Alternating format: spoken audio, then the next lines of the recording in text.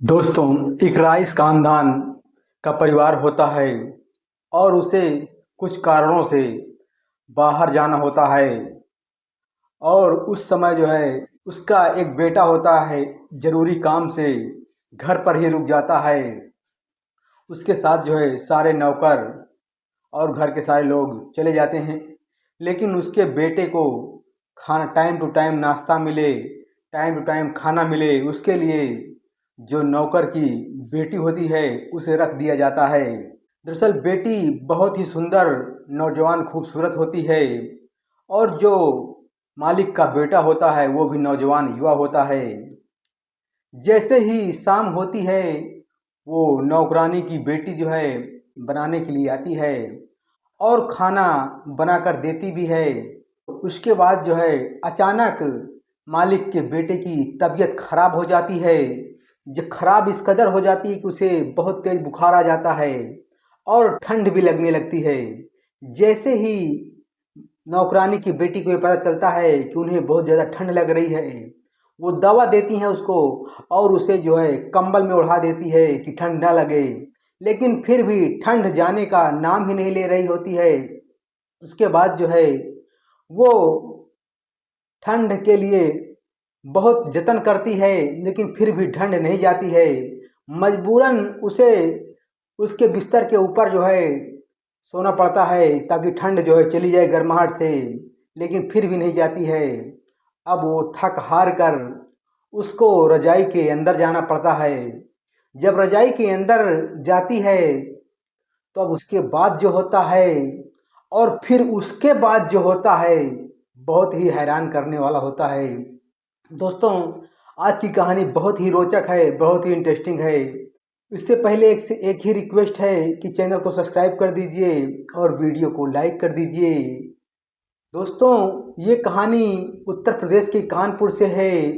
एक बहुत ही अमीर घर का जो लड़का होता है जिसका नाम शुभम होता है, उसके पिता का नाम उदयवीर होता है। वो एक कंपनी में जीएम की पोस्ट पर होते हैं, यानी जनरल मैनेजर होते हैं और उनकी अच्छी खासी इनकम होती है, पैसे की कोई कमी नहीं होती है। उनकी पत्नी का नाम जो है अनामिका होता है। उनके 3 बच्चे होते हैं।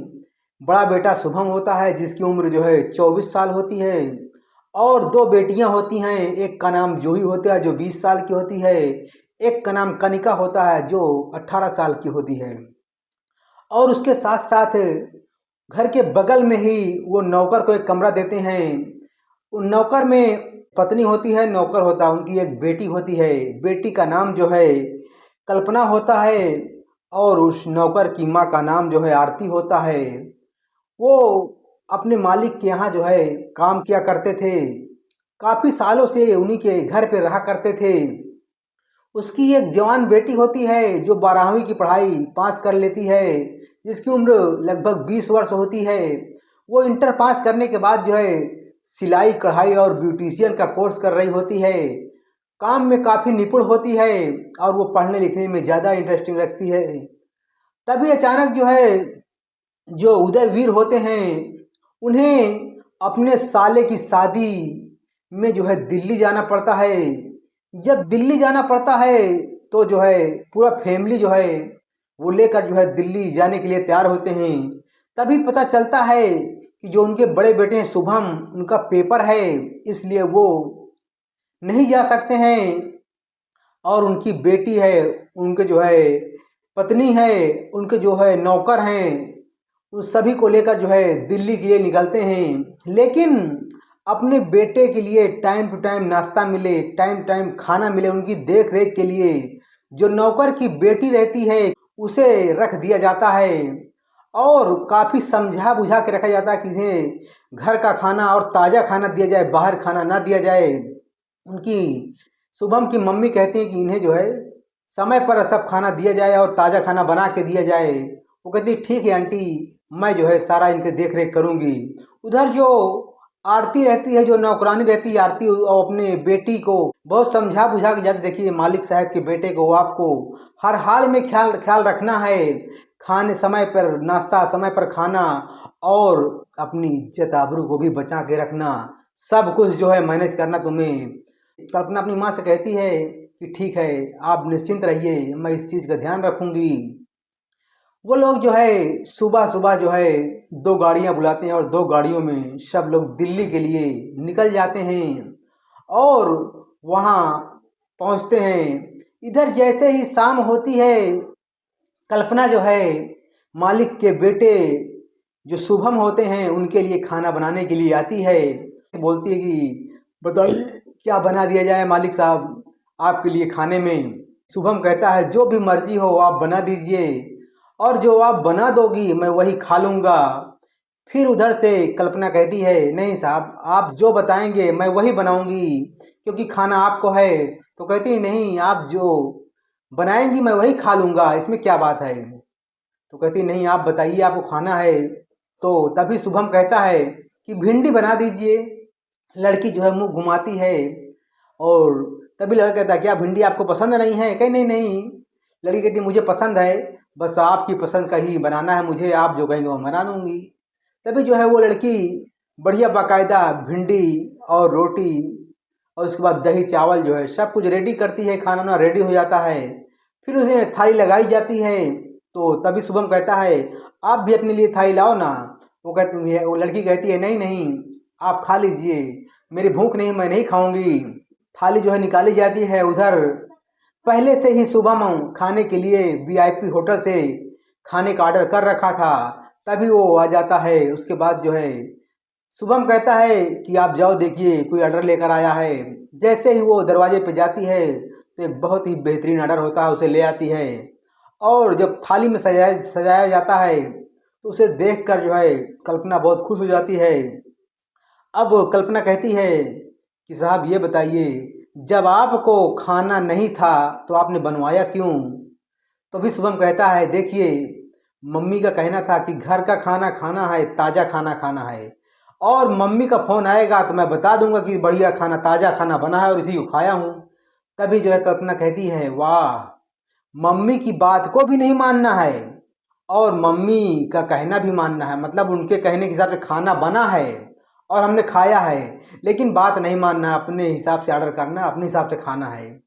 तो कहती नहीं हाँ यही खाएंगे। देखिए अब जो है बहुत दिनों में खाना मिलता है, पर वह पहले तो मम्मी खाने नहीं देती है, अब मम्मी चली गई तो अब 4-5 दिन जो समय हम यही अपने मन के हिसाब से खाएंगे। तो कहती ठीक है, हमें क्या दिक्कत है, हमें कोई दिक्कत नहीं है। तभी जो है वो लोग जो है फिर 2 थाली में खाना निकालते हैं और खाने को देखकर कल्पना बहुत खुश हो जाती है और फिर बैठकर दोनों खाने को सर्व करते हैं। सर्व करने के बाद जो है अब जो है उधर जो है शुभम कहता है देखिए मम्मी के कमरा जो है खाली है, आप उस बेडरूम में जाइए, लेट जाइए, और मैं अपने बेडरूम में लेट जाता हूँ। उधर जो है कल्पना जो है जो नौकरानी की बेटी रहती है वो कल्पना उसकी माँ के जो है बेडरूम में जाती है और लेट जाती है। उधर शुभम जो है अपने बेडरूम में लेट जाता है और उसके बाद जो है सुबह हो जाती है। उधर कल्पना जो है उठती है, तुरंत जो है नहा धोकर फ्रेश होती है, चाय नाश्ता ब्रेड और बढ़िया बाकायदा बनाकर जो है टेबल पर रखती है और जब दरवाजे के पास जाकर खड़खड़ाती है तो उधर से कोई आवाज़ नहीं आती है। 9 बज रहा होता है, अभी शुभम बाबू उठे नहीं हैं। तो वो परेशान हो जाती है, बार बार दरवाज़ा खटखटाती है। फिर दरवाज़ा जो है शुभम उठकर खोलता है, लेकिन उसे जो है उठने की साहस ही नहीं होती है। बड़ी मुश्किल से दरवाज़ा खोला था और जब उधर कल्पना देखती है कि आपकी हालत इतनी कैसी ख़राब हो गई, तो उसे पकड़कर जो है बेड पे लेकर बैठाती है और कहती है कि क्या हुआ, शाम को मैंने खाना खाया, उसके बाद जो है अचानक रात में मेरी तबीयत ख़राब हो गई और उसके बाद जो है इतनी तेज खराब हो गई कि अब मैं क्या बताऊं। तभी जो है कल्पना जो उनके सर पे हाथ रखती है, एकदम हार्ड होता है, गर्म होता है और बाह पकड़ती है तब भी बहुत ज़्यादा गर्म लगता है। तो कहती है देखिए तो जाओ बगल में स्टोर है वहाँ जाकर ले आओ दवाई। शुभम कहता है, वो तुरंत जो है कल्पना दौड़ी दौड़ी जाती है स्टोर से, 2 खुराक दवाई ले आती है। दवाई लाने के बाद जो है उन्हें गर्म पानी करती है और उन्हें दवा खिलाती है। उसके बाद कहती है शुभम बाबू अगर आप कहो तो मम्मी पापा के पास फ़ोन कर दिया जाए। तो शुभम कहता है नहीं नहीं, उनके पास फ़ोन मत करो क्योंकि वो लोग इंजॉय करने गए हैं, वो लोग मौज मस्ती करने गए हैं, अगर उनके पास फ़ोन करोगे तो वो लोग परेशान हो जाएंगे और उनका जो इंजॉय का मूड है वो बेकार हो जाएगा। शायद वो कहीं शादी छोड़ के वापस ना आ जाए, इसलिए उनके पास फ़ोन मत करो। उसके बाद जो है लड़की जो है उसे जो है दवा खिलाकर उनको लिटा देती है। लिटाने के बाद जो है अब उनके शरीर में जो है बुखार तो कम हो जाता है, लेकिन जो ठंड जो है अचानक ज़्यादा बढ़ जाती है। जब ठंड ज़्यादा बढ़ जाती है तो वो जो है कल्पना एक रजाई और उड़ा देती है कि ठंड जो है उतर जाए, लेकिन फिर भी ठंड उतरने का नाम नहीं लेती है। फिर और कंबल उड़ा देती है। फिर भी जब ठंड नहीं उतरती है तो वो फिर मजबूर होकर उस कंबल के ऊपर से खुद लिपट जाती है, ताकि जो गर्माहट है उसी गर्माहट से जो शुभम बाबू उनकी जो है ठंड है रुक जाए और वो ठीक हो जाएं।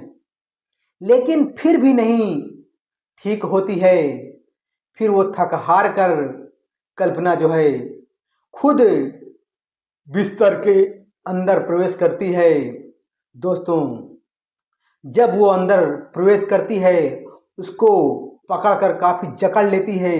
जब जकड़ लेती है एक दूसरे का शरीर टच होता है और एक दूसरे की जो है गर्माहट मिलती है, तब धीरे धीरे ठंड उतरती है। लेकिन जब सांसों की गर्माहट एक दूसरे को टच करती है, जब पूरा शरीर गर्म हो जाता है, तो अब उसके आगे क्या होने वाला है आप लोग ज़रूर समझ गए होंगे। क्योंकि अब जो कुछ आगे होता है अब वो कहने की ज़रूरत नहीं है। जहाँ एक युवा लड़का और एक युवती, एक युवा कन्या दोनों आपस में मिलते हैं एक बिस्तर पे, तो अब बर्दाश्त नहीं होता। और ना चाहते हुए भी बार बार मना करने के बाद भी कल्पना के अब शुभम नहीं मानता है और उनके साथ जो है शारीरिक संबंध बना लेता है। बुखार ठीक हो जाता है। लेकिन अब जो कल्पना होती है वो जब बिस्तर से बाहर निकलती है, बेड के नीचे बैठ जाती है मुंह लटकाकर, उसके अब आंसू थमने का नाम नहीं ले रहे हैं। उधर शुभम बाबू कहता है, क्यों आप परेशान हो रही हो, क्यों आप रो रही हो, और अब मैं तुम्हें पत्नी बनाऊंगा, आप टेंशन मत लीजिए, अब मैं तुमसे प्यार करता हूँ। वो लड़की कहती है, जो कल्पना है जो नौकरानी की बेटी, वो कहती है, देखिए ये सब मोह माया में मुझे मत फंसाइए। मैं कहाँ नौकर की बेटी हूँ, आप कहाँ मालिक के बेटे हैं, बड़े रईस खानदान से हैं। क्या हमारा तुम्हारा ये मिलना संभव है? असंभव है। मैं ऐसा कभी नहीं मान सकती हूँ। अगर आपके माता पिता जान जाएंगे तो हमें जान से मार देंगे, और हम आपके नौकरानी हैं, ये शोभा नहीं देता है। उसको बार बार समझाने का प्रयास करता है, लेकिन वो लड़की रोती ही रहती है। काफ़ी देर बाद उठती है। उसके बाद जो है फिर नाश्ता वास्ता फ्रेश होती है, नाश्ता वास्ता तैयार करती है, खाना उनको तैयार करती है, देती है। दोनों मिलकर खाना खाते हैं। अब उसके बाद जो है खाना खाने के बाद उसको फिर शाम को जो है ठंड लगने लगती है। अब शुभम बाबू रिक्वेस्ट करते हैं कि मुझे ठंड लग रही है, लेकिन जो कल्पना होती है वो समझ जाती है कि देखिए अब ऐसा कुछ भी नहीं होगा, जो होना था मुझसे बहुत बड़ी गलती हो गई है, अब मैं ऐसा कोई काम नहीं करूँगा, आप दवा ले लीजिए और वैसे ही अब ठीक हो जाएंगे। लेकिन अब मुझसे ऐसी उम्मीद मत करना। बार बार रिक्वेस्ट करता है, प्यार भरी बातें करता है, लेकिन जो है रूबी जो है अब उसके करीब भी नहीं आती है और उसे साफ साफ इनकार कर देती है। दोस्तों, अब इस तरह 2 दिन बीत जाते हैं। अब ये कि प्यार भरी बातों दोनों में होने लगती है, दोनों में आपस में बड़ी नज़दीकियाँ बढ़ जाती हैं, लेकिन वो रिश्ते बनाने के मूड में अब जो है कल्पना नहीं होती है और न ही उसके पास आती है। इधर जो है 2 दिन 3 दिन बीत जाते हैं। उसके बाद जो है उधर जो है उनके पिता का फ़ोन आता है कि देखिए शुभम, कल जो है वो मेरे खास मित्र हैं उमा शंकर जो हैं, उनके बेटे की शादी है, इसलिए आप वहाँ चले जाना। और क्योंकि मैं आ नहीं सकता हूँ, इसलिए जब वहाँ जाना बहुत ज़रूरी है, मेरे खास मित्र हैं, उनके बेटे की शादी है। तो लड़का कहता है ठीक है, मैं पेपर देने के बाद जैसे आऊँगा और वहाँ चला जाऊँगा। अब जो है शाम होता है, शादी बहुत हाई प्रोफाइल होती है, बहुत जो है बेस्ट होती है, वहाँ बड़े बड़े लोग आते हैं। अब इधर जो है शुभम कहता है कि कल्पना तुम भी चलो ना। तो कहती है, वाह ये बड़ी हाई प्रोफाइल शादी है और मैं वहाँ एक नौकरानी की बेटी कैसे वहाँ जा सकती हूँ, आपकी शादी में आपके साथ कैसे जा सकती हूँ। तभी शुभम कहता है कि देखिए हमें तुम्हें कौन जानता है, हमें जानते हैं कि तुम्हें कौन जानता है। तो कहती है ठीक है, हमें नहीं जानती, लेकिन मैं तुम्हारे साथ जाऊँगी तो लोगों की नज़रें क्या कहेंगी, मेरे पास इतने अच्छे कपड़े भी नहीं हैं कि मैं वहाँ जाऊँगी पहन, कैसे क्या पहन के जाऊँगी।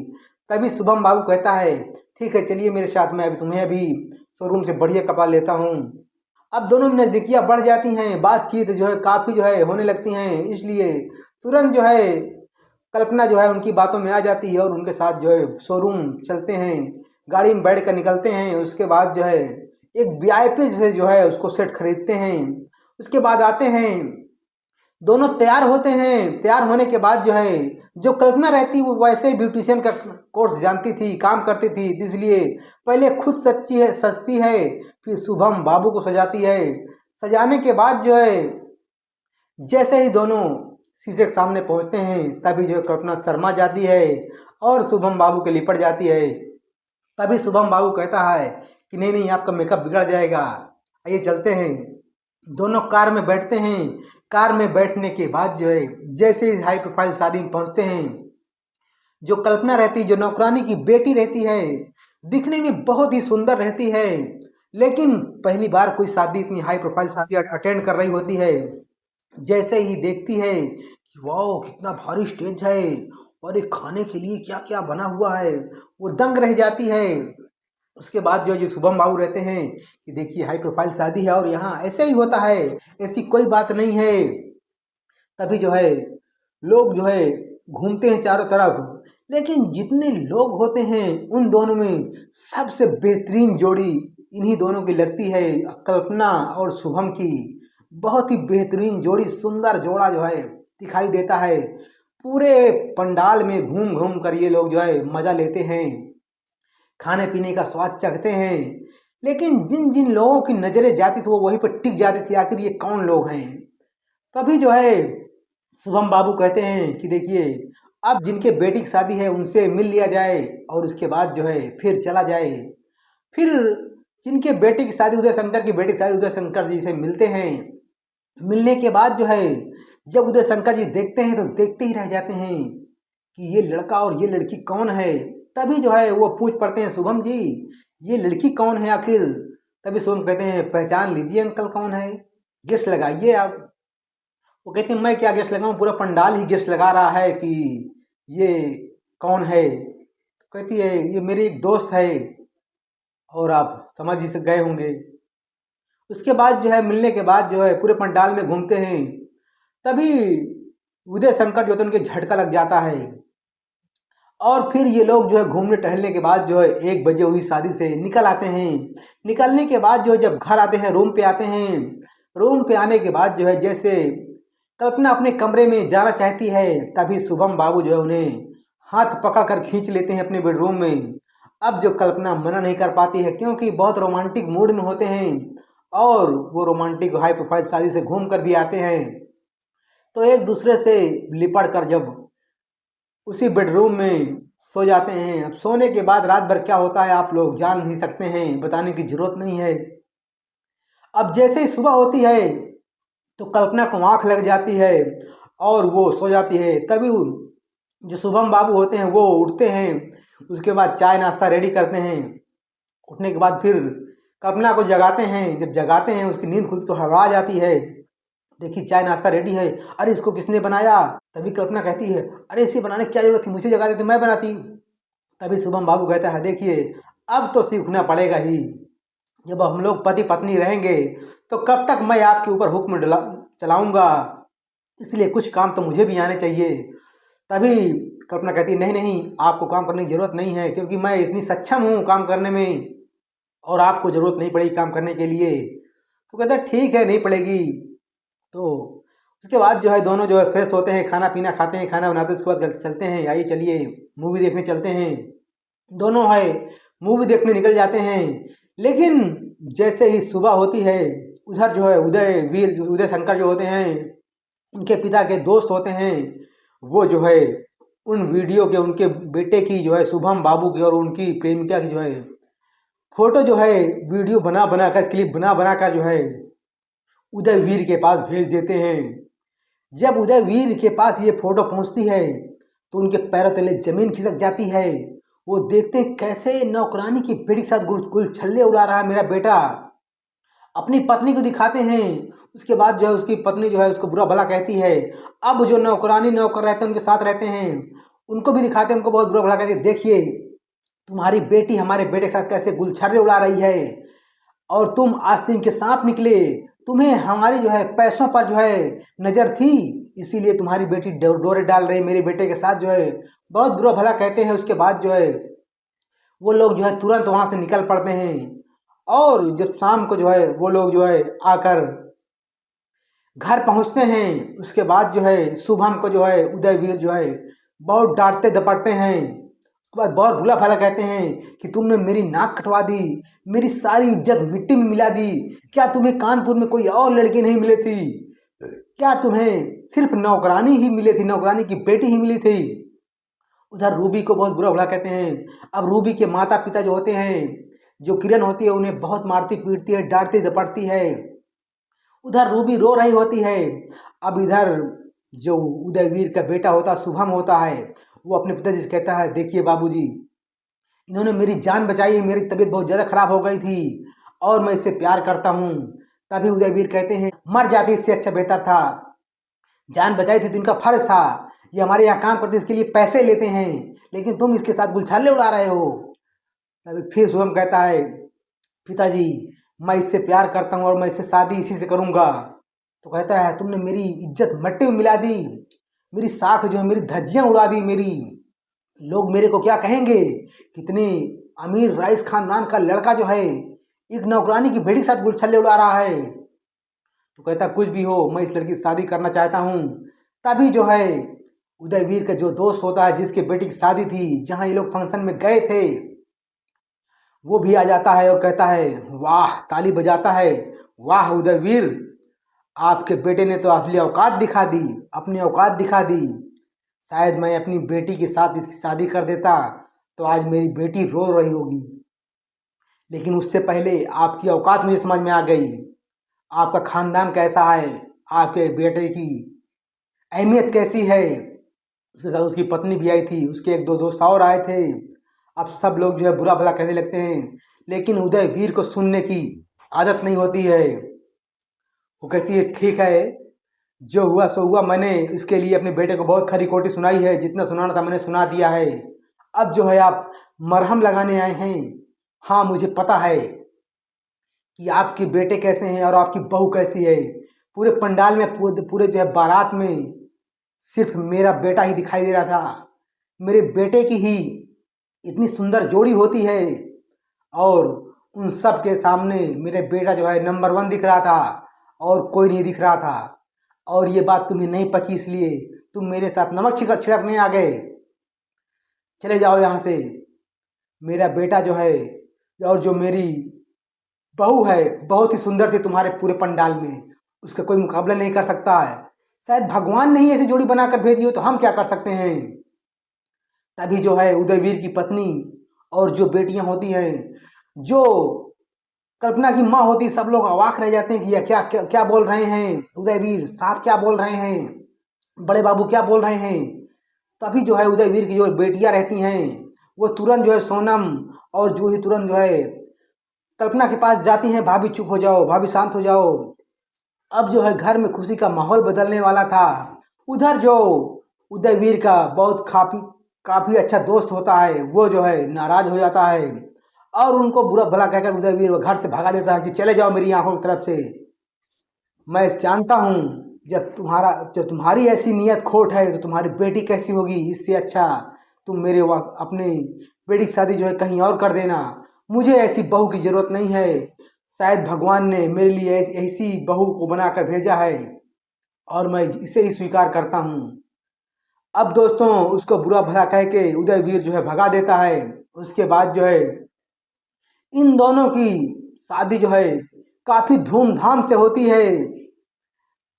जो शुभम बाबू रहते हैं और जो कल्पना रहती है, इनकी जोड़ी बहुत ही लाजवाब होती है। इतनी सुंदर होती है जैसे कोई राजकुमार और राजकुमारी लग रहे होते हैं। इसलिए पूरे पंडाल में जो कुछ देखता था सिर्फ इन्हीं को देखता था। जोड़ी एक नंबर की होती है और उनके पिता माता सभी लोग देखते थे कि वाकई में जोड़ी एक नंबर है। लेकिन सिर्फ ये बात खल रही थी कि एक नौकरानी की बेटी है। दोस्तों कोई भी हो, अगर जोड़ी बहुत बढ़िया है और लड़की शिक्षित है, समझदार है, तो ऊंच नीच जो है मायने नहीं रखता है। और इस कहानी में यही दिखाया गया, यही दर्शाया गया है कि एक नौकरानी की बेटी से एक राइस खानदान का लड़का जो है प्यार कर बैठता है और उसके साथ जो है लास्ट में शादी कर लेता है। अब दोनों जो है वो लोग खुशी से अपना जीवन व्यतीत कर रहे हैं। अब शुभम बाबू के और कल्पना के एक बेटा होता है। 2023 में शादी होती है, 24 में से एक बेटा होता है। अभी 2025 चल रहा है। बहुत ही खुशहाल जीवन व्यतीत कर रहे हैं। तो दोस्तों, ये रही एक अमीर खानदान के और एक नौकरानी की बेटी की कहानी। आपको कहानी कैसी लगी? इन दोनों का बर्ताव कैसा लगा? क्या उनकी बेटी जो है कल्पना गलत थी नौकरानी की, या जो है शुभम बाबू गलत थे? आप लोग कमेंट में अपने विचार व्यक्त कर सकते हैं। तब तक के लिए धन्यवाद। आप अपने परिवार का ख्याल रखें। फिर मिलते हैं किसी अगली वीडियो में। जय हिंद, जय भारत।